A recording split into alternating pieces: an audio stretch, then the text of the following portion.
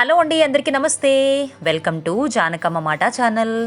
ఈరోజు మన ఛానల్లో మరమరాలతో ఇన్స్టంట్గా అప్పటికప్పుడు మెత్త దూదులు లాంటి దోశలు తయారు చేసి చూపించబోతున్నానండి. చాలా చాలా బాగా వస్తాయి. చూసారా ఎంత బాగా, అసలు ఎంత సాఫ్ట్గా ఉన్నాయో. నోట్లో వేసుకుంటే అలా కరిగిపోతాయండి, అంత బాగుంటాయి. అసలు ఒక్కొక్కళ్ళు ఎన్ని దోశలు తింటారో కూడా చెప్పలేము, అంత బాగుంటాయి. మరి తయారీ విధానం చూసేయండి. ముందుగా బౌల్లోకి ఒక 4 కప్పులు మరమరాలను తీసుకొని శుభ్రంగా 2 సార్లు నీటితో కడుక్కోవాలండి. ఇలా శుభ్రంగా కడుక్కోవడం వల్ల దుమ్ము ఏమన్నా ఉంటే గనక పోతుందండి. ఇలా కడుక్కున్న తర్వాత ఒక బౌల్లోకి ఇలా నీటిని పిండేసి తీసుకోవాలి. తప్పనిసరిగా 2 సార్లు అయితే కడుక్కోవాలండి. ఈ మరమరాలతో చేసే దోశలు చాలా తొందరగా కూడా అయిపోతాయండి. ఎక్కువ టైం టేకింగ్ కూడా ఏమీ ఉండదన్నమాట. అంతే టేస్టీగా ఉంటాయి. అలాగే మనం దీంట్లో ఎటువంటి వంట సోడా కానీ, బేకింగ్ పౌడర్, ఈనో ఇవేమీ వేయమండి. అలాగే పెరుగును కూడా వాడకుండా మనం చేసుకుంటున్న దోశలు ఇవి.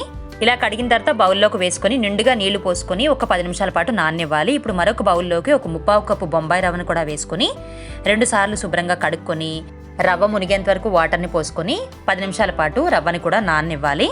ఒక 10 నిమిషాల తర్వాత ఇప్పుడు మరమరాలను మిక్సీ జార్లోకి తీసుకొని చక్కగా మెత్తగా గ్రైండ్ చేసుకోవాలి.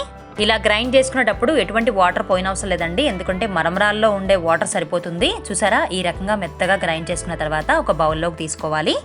ఇలా తీసేసుకున్న తర్వాత అదే మిక్సీ జార్లోకి ఇప్పుడు రవ్వను కూడా వేసుకొని మెత్తగా గ్రైండ్ చేసుకోవాలి. చూసారా, రవ్వ కూడా చక్కగా నానిపోయింది కదా. ఇప్పుడు రవ్వను మిక్సీ జార్లోకి తీసుకొని ఉన్న వాటర్ను కూడా వేసేసుకొని మెత్తగా గ్రైండ్ చేసుకోవాలన్నమాట.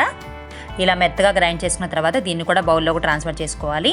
మీకు కావాలంటే మరమరాలు అలాగే బొంబాయి రవ్వ 2 కలిపి కూడా గ్రైండ్ చేసుకోవచ్చండి. కానీ ఇలా విడివిడిగా చేసుకోవడం వల్ల చక్కగా బాగా నలుగుతుందన్నమాట. ఇప్పుడు 2 టేబుల్ స్పూన్ల బియ్యపిండిని కూడా వేసుకుని చక్కగా కలుపుకోవాలి. బియ్యపిండి యాడ్ చేయడం వల్ల దోశ మంచి రంగులో వస్తుందండి, చాలా టేస్టీగా ఉంటుంది. ఈ బియ్యపిండి ప్లేస్లో మీరు మైదా కానీ లేదా గోధుమ పిండి కానీ కూడా తీసుకోవచ్చు. చివరిగా రుచికి సరిపడా ఉప్పు వేసుకొని ఒకసారి కలిపేసుకొని ఇప్పుడు మనం చక్కగా దోశలు వేసేసుకోవచ్చండి. చూసారా, మనం దీంట్లో ఎటువంటి పెరుగు కానీ, బేకింగ్ పౌడర్ కానీ, వంట సోడా కానీ ఏమీ కలపలేదు, చక్కగా వస్తాయి. పొయ్యి మీద పెనం పెట్టుకొని పెనం బాగా వేడెక్కిన తర్వాత ఇలాగా చక్కగా దోశలాగా వేసుకోవాలి. దోశ చక్కగా కాలిన తర్వాత ఆయిల్ వేసుకొని చక్కగా రెండో వైపుకి తిప్పుకోవాలి. ఐరన్ పెనమైనా కానీ, నాన్ స్టిక్ పెనమైనా, దేని మీదైనా కానీ చాలా చక్కగా వస్తాయండి. చూసారా ఎంత బాగా వచ్చినాయో మన దోశలు. ఇప్పుడు రెండో వైపు కూడా కొంచెం ఆయిల్ వేసేసుకొని చక్కగా ఇంకా దోశలు వేడివేడిగా సర్వ్ చేసుకోవాలి. ఏ చట్నీలోకైనా కానీ కమ్మగా ఉంటాయండి దోశలు ఇవి. ఈవెన్ కారపొడితో అయినా కానీ సూపర్గా ఉంటాయండి. చక్కగా మెత్తటి దూదుల్లాగా, ఉల్లి పొరల్లాగా చాలా టేస్టీగా ఉంటాయి.